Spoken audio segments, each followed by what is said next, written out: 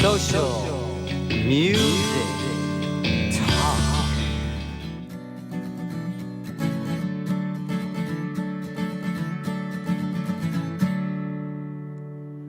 Human Touch from Adrian West. Great song. Holy moly, that's amazing. That's even better than Safe Streets and completely different. Those songs sound nothing like each other, and they're both A-plus songs. You are super talented. Adrian, tell us about that song, The Human Touch. I guess there was a period where I, for some reason, started trying to understand as much as I could about, this is going to sound unrelated, but it is related, about how life began on this planet. That's cosmic. And because I realized that, like, I had kind of a religious upbringing, but I kind of, abandoned that early on. But I noticed that there is still sort of hints of it in my thinking, and I found that understanding what we know about how life began would be an important thing to know. If you're trying to evaluate whether there's a God or not, that's a good thing to learn about. So I learned a lot about that, and it just kind of opened up for me an appreciation and an understanding of how we got here, how we came to be, and why it is that there are really a lot of winners and losers in this world. A lot of people who are doing great and a lot of people who are suffering. And that's kind of what the song is saying. It's like there's some good and bad out there, but the human touch, the chorus is saying we still have each other. If you are unhappy, you can find people who care about you, who will lift you up, or at least will keep you company. And it's important to recognize that. Sure. So it's about people bonding together, but on a social level. Yes. So, amidst a cold, uncaring universe. Mm-hmm. That's deeper than today's top 40. I'll tell you that. Yeah. Also, maybe a little bit depressing, but what can you do? It depends. I think each of us as listeners, we should be objective judges and emotional at the same time. However, we want to respond to music. But I think a lot of times people worry because we don't talk enough about this in public or in society about how we should each kind of be objective and personal at the same time. A lot of people can't separate the two. And I think a lot of people just respond to music, especially on the pop music scene, as just this emotional reaction to it. And they're unable to critically analyze it with critical thinking. Whereas in the indie world, I think there's a lot less of that and more objectivity as to why people like stuff. And I think what you just described about the human touch, just had I never heard that song before, just from your description would have made me want to listen to it. Yeah.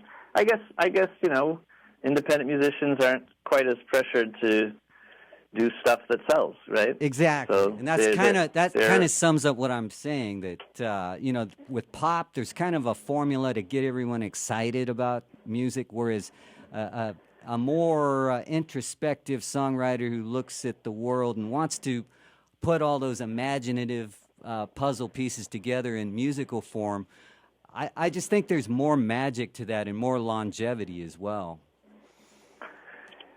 Yeah, I hope you're right.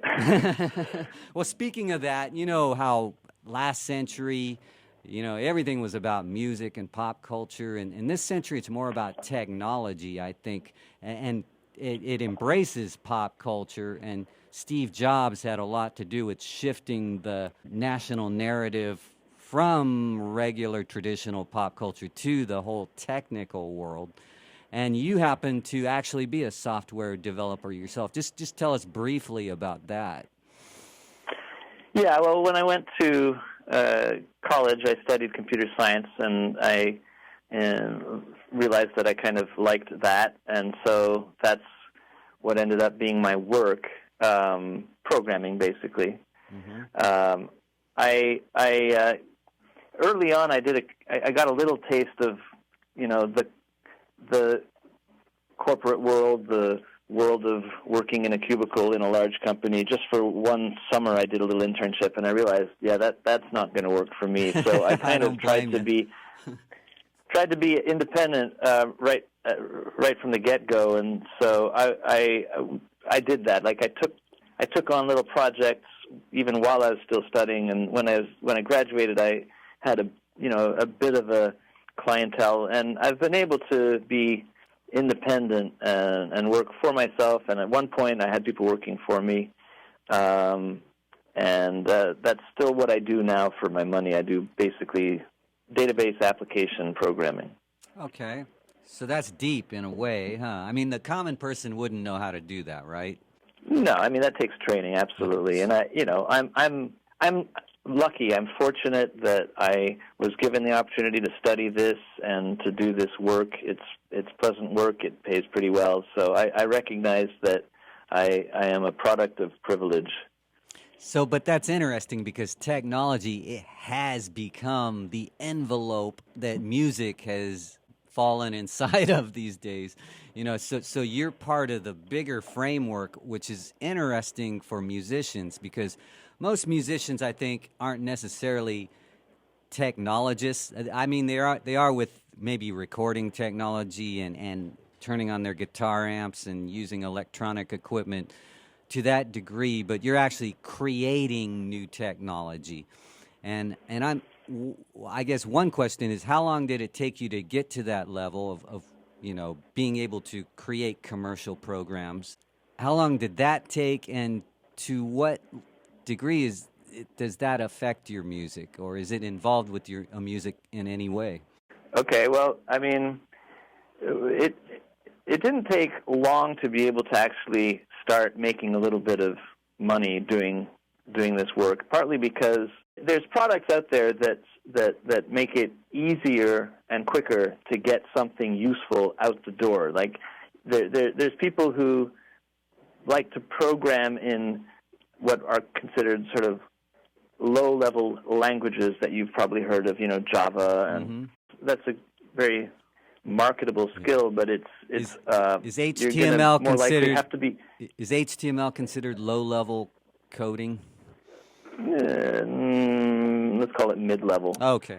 But where I'm headed is that if you're going to work with those languages, you're going to probably have to be part of a team to make something marketable. I gravitated towards these sort of packages that did a lot of the heavy lifting for you, did a lot of the work for you, and you were just sort of doing what's more called scripting to put pieces together in a way that was useful to a client. To answer your question, how long did it take? Not long. I mean, by the time I was, near the end of my studies, I guess it was a 4-year program, I was able to do things that people were willing to pay for. Wow, okay. Because I know that, Apple, if you wanted to write apps for them, they have a class or whatever through their store, and it takes about 6 months to learn their iOS language, apparently. Yeah. And I think that's probably the beginning of the training you need to do, and there's probably a lot more training you're going to have to do to create apps. And I don't, but there are tools out there, packages out there that can make it go faster, but you'll have a little bit less control over what they do. Okay, I understand what you're saying, kind of. Does it involve copying and pasting a lot? Yeah, or sometimes they provide what are called classes, where you're calling functions that are already developed and they're already written for you, and you don't actually see them, but they're made available to you, and they do what you want without you having to write them. It's just like JavaScript. If you were going to, say you're going to post some kind of little program that does something, maybe animation or something on your website, it likely would be in JavaScript or what? For my work, yeah, but I think there's lots of different ways to get an animation up on a website. That's not something I do much of. So Okay. I'm, So your work is more database oriented, right? yeah, I mean, it's nothing really fancy. It's information. It's like gathering information, data, processing it, and displaying it in ways that are useful to my client.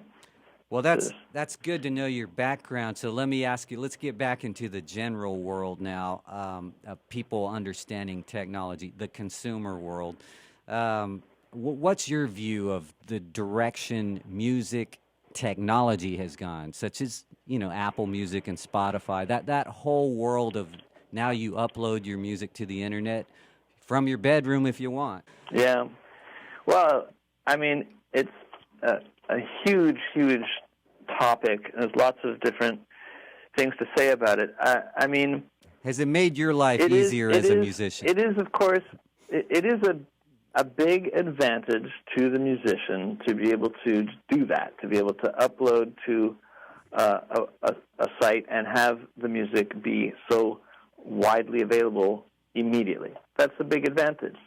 And what's unfortunate, I think, is just the way that the Spotify mainly, but also some of the other big ones, have gotten away with being such a large player. Like big bullies. Spotify, yeah. So Spotify has such a huge market share Sure. that they can do whatever they want. And so I'm unclear on how Spotify is doing financially. I keep hearing on the one hand their CEO is getting right. So I hear on the one hand people saying the CEO is making whatever millions of dollars, and meanwhile the artists are Daniel starving. Ek, the venture capital money's paying him, not necessarily the earnings coming in.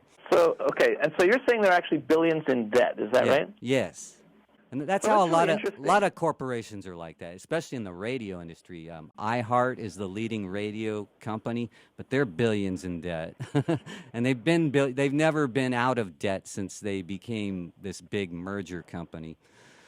That's just how Wall Street is working, and so the music labels also have lots of debt, and they just kind of live off all this, either investor money or stock money or Wall Street money, because Wall Street loans money to corporations at like almost 0% interest, and then they turn around and loan it to other corporations for like 2%.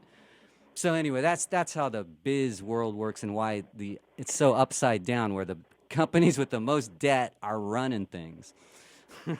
Well, that's very interesting, because when you hear people say, it's not fair. It's not fair that Spotify is paying the musicians so little, and yet, some people at Spotify are doing very well. Yeah. And yet you're also saying, but they're in debt, so that means like some venture capitalist somewhere is probably going to lose money on the deal. So it's really murky, right? Yeah. It's like, I'll tell you real quick what happened. The three big U.S. labels, they're actually they're actually global conglomerates. Sony, Warner, and Universal. Universal being the biggest. They invested in Spotify like 10 years ago or whenever they put it together. They were the ones who threw big money into it.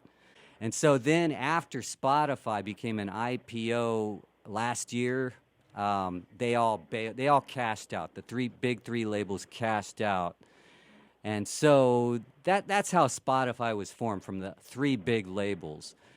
Well, it's just when you say that some those three labels cashed out, if they made a lot of money on the deal, well then that does point towards some unfairness. How come some of that money didn't stay on the table and go towards artists? Good question. And the money does go to artists, but pennies. Yeah, it's literally pennies, and I think that's okay. Again, it's great that we can just put our music up and have such a potentially huge wide audience, but I think a lot of artists are just getting so little back that it doesn't quite feel balanced. Social music.